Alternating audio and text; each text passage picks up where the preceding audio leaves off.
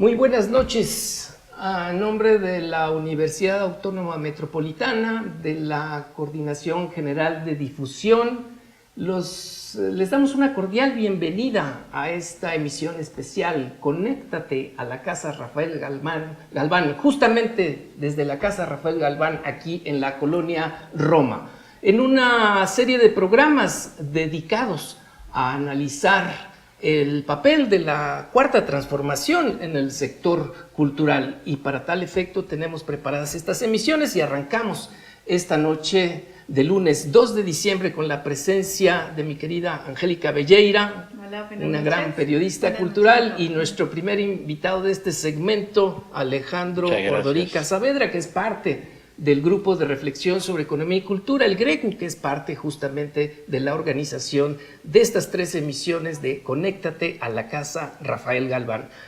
Alejandro Ordorica tiene una amplísima trayectoria dentro del servicio público. Fue en su momento delegado, fue procurador social, estuvo al frente del Programa Cultural de las Fronteras, diputado federal también. Así es que, bajo el tema de en qué nuevo país vivimos, Alejandro, te hemos pedido que estés con nosotros esta noche para abrir esta sesión, diríamos, inaugural histórica para el GRECU, para la UAM, para la Casa Rafael Galván, y mi querida Angélica Belleira tiene ya lista la primera pregunta para ti, Alejandro. Saludos a todos, muchas gracias por estar conectados, y al equipo de TV UAM Xochimilco también, gracias por todo su apoyo en esta noche que será memorable.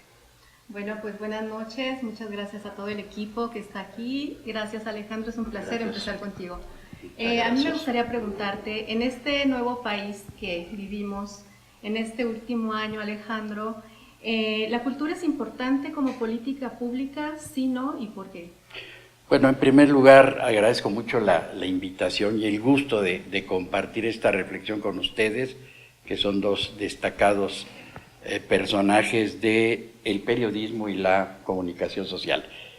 Y de la pregunta que abre pues muchas alternativas de respuesta, en principio diría yo, Angélica, que si lo viéramos, por ejemplo, a través del presupuesto, no es ninguna prioridad, porque en realidad los recursos que se han asignado tienen leves aumentos que, si los comparamos, por ejemplo, con los porcentajes de la inflación o con el gasto fijo que tienen estas estructuras burocráticas, pues realmente no hay una cantidad de inversión importante como para que tú digas que es una prioridad, pero tampoco en términos de un proyecto que no acabamos de ver.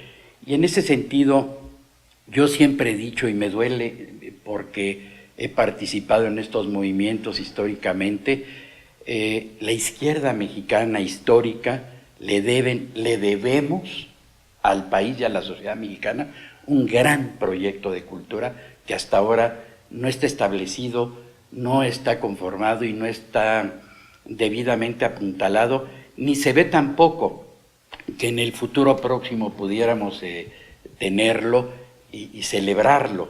Yo creo que hay una visión parcial que nos ha llevado a algunos momentos luminosos, acertados, a registros positivos, porque se han creado programas específicos. Por ejemplo, en este presupuesto celebro que haya una orientación importante al desarrollo cultural, a los programas comunitarios, a el reconocimiento de nuestras comunidades indígenas, y algo que destaco y me da gusto es el apoyo que se brinda dentro de este magro presupuesto, pero al fin y al cabo como una de sus prioridades internas, el apoyo a la lectura. Pero si lo vemos desde otro punto de vista, por ejemplo, están fuera las organizaciones sociales, no están claros los apoyos a los sectores que están vinculados a la cultura. Si bien el sexenio empezó a tambor batiente con, por ejemplo, la desacralización de Los Pinos para convertirlo en un espacio libre, ciudadano, que es plausible, y también el anuncio de este gran proyecto de la integración de los sectores diversos que conforman Chapultepec para hacer toda una zona cultural, recreativa, de crecimiento ciudadano, bueno, pues al mismo tiempo no están, desde mi punto, atendidos otros rubros y otros sectores que deberán conformar estas prioridades. Alejandro, a mí me gustaría llevarte a uno de tus territorios por excelencia, que es la vida política. Empezamos con esta mirada general a la política cultural, a la noción general de lo que es nuestro sector cultura. Ya otros invitados que tendremos a lo largo de estos 3 días irán abordando algunas de sus particularidades. Pero en esta parte de la vida política, digamos, ¿en qué país estamos viviendo ahora? ¿Cuáles son esas características así muy puntuales que notas de diferencia del 1 de diciembre del 18 a este 2 de diciembre del 2019? O sea, ¿cuáles creerías tú que a nuestro público que nos ve, que está conectados aquí en este programa, en esta serie de programas especiales, crees que sería importante? Sí, decirles? qué bueno que abordamos ese punto, porque la cultura no puede dejar de situarse en el contexto social, económico y político. Y de entrada a mí me parecería cuestionable decir que vivimos en un nuevo país. No lo tenemos todavía, no lo vemos. Digamos que hay intenciones. Sí reconozco que necesitábamos una sacudida, un cambio. No podíamos seguir en esta cadena de frivolidades, de corrupción, de ineficiencias, de un estado lejano a la sociedad, y creo que este cambio se empezó a dar a partir de las elecciones, pero no podemos todavía decir que este cambio esté dado y que sea una realidad, porque, por ejemplo, yo observo todavía ciertas similitudes al estilo de gobernar de otros sexenios, con un presidencialismo muy verticalista, muy centralista, y también con ciertas imposiciones, con desaseos jurídicos, que tenemos muchos ejemplos, no vamos a entrar a ellos porque estamos sobre todo enfocados a la cultura, pero también con ocurrencias y caprichos, de tal manera que me preocupa mucho para quienes creemos en la descentralización del país, que otra vez pudiera fracasar en un sexenio, porque a fin de cuentas históricamente sí ha sido muy fallida este federalismo por el que hemos luchado, y sobre todo pensando en cómo están olvidados muchos municipios, ya no digamos que no tienen policía, pues menos cultura, ¿verdad? Donde reina la violencia día a día.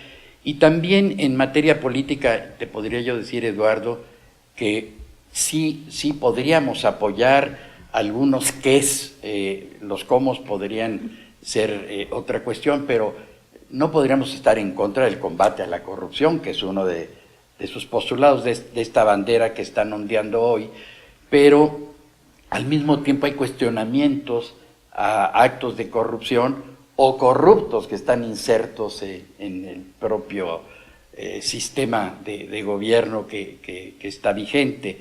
Y por otra parte, pues también la lucha contra la pobreza, el acercamiento a la gente, yo creo que son rasgos positivos, pero al mismo tiempo yo creo que este cambio está atenazado sobre todo por la inseguridad pública y por el crecimiento cero de la economía. Muy bien. Alejandro, en este nuevo país que vivimos... yo no sé si es nuevo o tiene novedades. Está en interrogación, ¿eh? Tiene novedades o innovaciones, pero claro, nuevo, ojalá. Hay muchas cosas viejas también. Sí. En términos de contrapesos, tú has hablado y has escrito sobre la ausencia de contrapesos. Así es. No solo desde el punto de vista del ámbito cultural, sino también del político. Es decir, ir en contra del ejercicio presidencial, este presidencialismo del que hablas, todas las acciones de gobierno, a veces no encuentran este debate, así es, este rebate. ¿Qué hacer frente a eso? Sí, en ese sentido no podemos aceptar, por ejemplo, que haya esta hostilidad hacia los medios de comunicación y algunos de sus mejores exponentes, periodistas también calificados, y no podemos tampoco estar de acuerdo en que estos organismos autónomos que fueron construidos por un esfuerzo de décadas de la sociedad civil. Por un lado se les está castigando presupuestalmente, pero también con mucha frecuencia hostilizados en la retórica oficial, de tal manera que lo que necesita el país justamente es un sistema con contrapesos, en donde no pensemos tan solo en la posibilidad de una dictadura, que la veo lejana, o casi imposible, pienso yo, al menos en mi deseo de que eso pudiera ocurrir, pero eso no significa que no tengamos los ciudadanos voz y voto, y no solamente lo digo en términos de una elección, sino en términos de un proceso de decisiones donde tenemos que estar, porque muchas veces las promesas de campaña no solamente no se cumplen, sino se transforman y cambian radicalmente de lo ofrecido. Y yo creo que tenemos que estar muy atentos y tenemos que apoyar mucho con la participación, con nuestra crítica, con nuestras acciones a estos organismos autónomos que sí le pueden dar esa confianza y esa garantía de las decisiones públicas. Estamos en Conéctate a la Casa Rafael Galván, transmitiendo desde aquí, desde la colonia Roma, esta serie de programas. Empezamos ahora para evaluar a la cuarta transformación en el sector cultural. Les invitamos a todos los que nos siguen, ya saben, la página del GRECU, está la propia página de la Universidad Autónoma Metropolitana, para que nos manden sus comentarios y nos sigan, por favor, durante estos 3 días con una gran cantidad de amigos invitados entre integrantes del GRECU y también gente experta en muy diferentes disciplinas y tareas. Alejandro, tú fuiste diputado, sí, y uno de los elementos centrales de esta administración es un Congreso muy bien plantado desde una sola perspectiva, que es la del partido dominante. ¿Qué podrías decirle a nuestros amigos que nos siguen sobre el papel del Congreso? ¿Qué es lo que has visto para tratar de entender este país que estamos viviendo desde hace yo creo un que año? De entrada tienen derecho a ejercer su mayoría, porque el voto así se expresó. Pero yo creo que también debe haber una conciencia de pluralidad y, más allá de la tolerancia, de comprensión y de suma de ideas, y no una imposición en función a un proyecto vertical y centralista. A mí me parece que hay cuestiones que criticábamos todos hace no mucho del PRI, de la planadora priista, y nos quejábamos los ciudadanos justamente de que no parecía que se escucharan otras voces, se tomaran en cuenta otras ideas buenas. Entonces yo creo que sí tiene que haber un equilibrio y un manejo más responsable de la mayoría, en este caso de Morena. No digo que no lo haya hecho en muchos casos, pero creo que también en otros ha sido muy cuestionado en cuanto, por ejemplo, cuestiones que tienen que ver con la legalidad y el aseo jurídico, los protocolos, que en uno en otro sentido se han llegado a ignorar, omitir o a saltar. Alejandro, hablabas hace rato de ciertos rasgos, ciertas acciones que ha hecho el gobierno de la 4T en esta novedad de este gobierno, que es, digamos, este nuevo uso y esta apertura de Los Pinos, o sí, este proyecto, del gran proyecto del bosque de Chapultepec. Sí. Están ahí, pero sin embargo, desde la comunidad cultural ha habido, y desde los medios también, la crítica de cierta opacidad frente a estos proyectos. Existen, están, pero no ha sido una difusión clara, no hay la data de la que se habla desde el periodismo de investigación no existe, o no hay una plena transparencia de estas informaciones. ¿Cómo lo ves tú?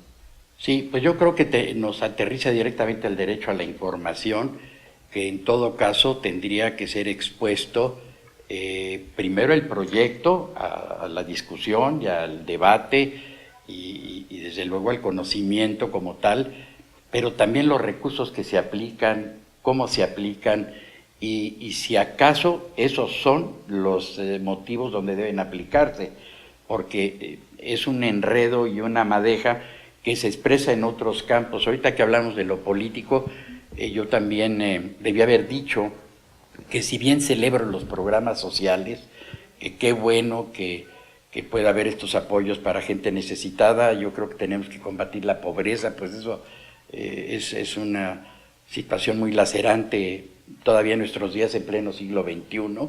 La mitad de la población vive en condiciones muy precarias, ya no digamos ese segmento de extrema pobreza, pero sí hay opacidad porque también en estas cuestiones, porque no hay claridad a quienes se les está dando estos recursos, si efectivamente son de ese monto.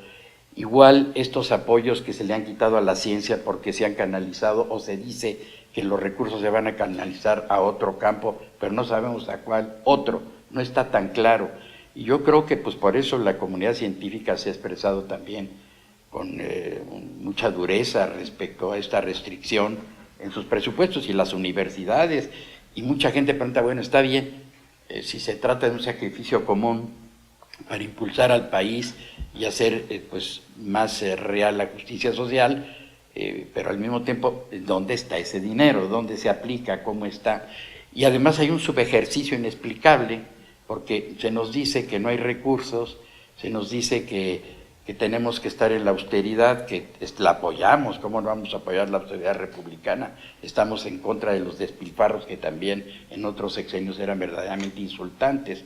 Pues sí, pero al mismo tiempo no te explicas un subejercicio donde hay pocos recursos, y además qué se va a hacer con ese dinero. Pero además también criticábamos mucho esta cuenta oscura de los presidentes en turno, y entiendo que hay una con otro nombre que también tiene un manejo y uso discrecional que es inaceptable, porque pues tantas luchas, incluso vidas que se perdieron en esas luchas para lograr este cambio, y que este cambio no se dé con esos anhelos, con esos ideales, pues verdaderamente, ¿quién podría estar igual de acuerdo? Nadie, ¿no?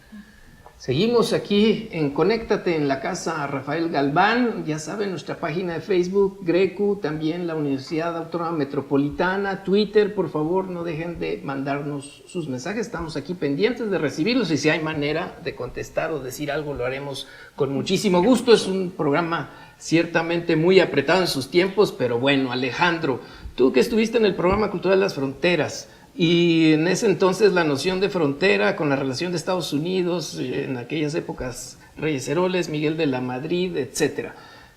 ¿Qué ves tú de la relación entre México y Estados Unidos en este primer año? ¿Cómo sientes, estás en la apreciación general de que ha sido un alineamiento natural y digamos sin tener muchas posibilidades de enmendarle la plana a los norteamericanos, así fuera Trump? Sí, ¿Cómo lo ves? Es una relación que sabemos, es asimétrica, en donde hay una dependencia económica histórica de nuestro país, pero de alguna manera estos conceptos de la política exterior mexicana habían sido muy prestigiadas, y ahora hasta miembros de Morena, como Muñoz Ledo, por ejemplo, han cuestionado la respuesta que el país ha dado a situaciones que para muchos han sido muy agresivas. Y en esa medida, pues México, que se ha considerado un país, y qué bueno, siempre abierto al asilo, a los migrantes, ahora se ha convertido en un perseguidor de migrantes en la frontera sur.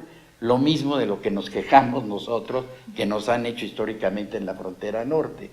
En esa medida yo creo que sí ha habido rasgos y momentos de sometimiento y de docilidad ante Trump, que yo creo que debieron haber tenido otras respuestas, sin llegar al choque en la medida de lo posible, para eso es la diplomacia, pero no creo tampoco que tengamos que ceder tanto. Como decía, ¿no? La diplomacia es mucho bla, bla, bla para evitar el pum, pum, pum. Decían, ¿no? Sí, por si favor. se quiere ver así, estoy de acuerdo. Angélica.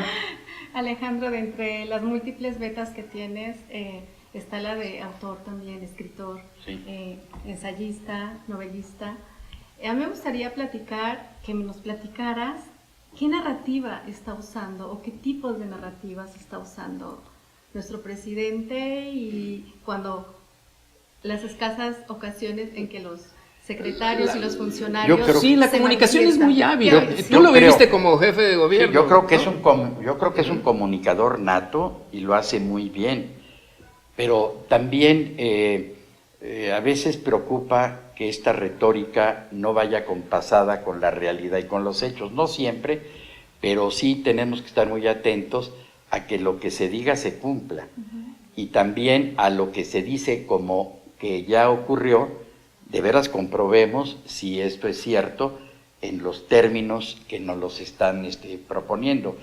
Pero también yo creo que la retórica tiene límite, y tiene límite de la realidad y de los hechos, porque bueno, pues una persona que está en constante comunicación evidentemente está y provoca constante vigilancia, de tal manera que estamos en ese momento y veo muchas situaciones de frontera, no solamente en la comunicación digamos gubernamental, sino en otros campos donde como que todavía no acaban de nacer muchas cosas ni otras de morir, pero no podemos asegurar que las que quisiéramos que mueran, así sea, y que las que nazcan, que quisiéramos que fueran más rápido y más expeditas, tampoco las estamos viendo, ¿no?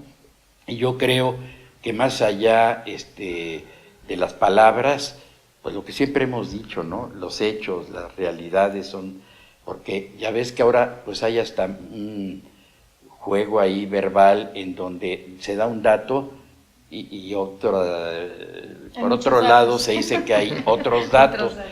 Pues no, hay un solo dato y ese es el dato que tenemos que saber, conocer, manejar y en todo caso cuestionar por respaldar si es positivo. Y en todo caso también hay una narrativa muy polarizada y polarizante. Eso es muy preocupante. Yo creo que el país necesita unidad, el país necesita armonía. Yo veo muy difícil, de veras, que la inseguridad pueda desaparecer si no hay cohesión social.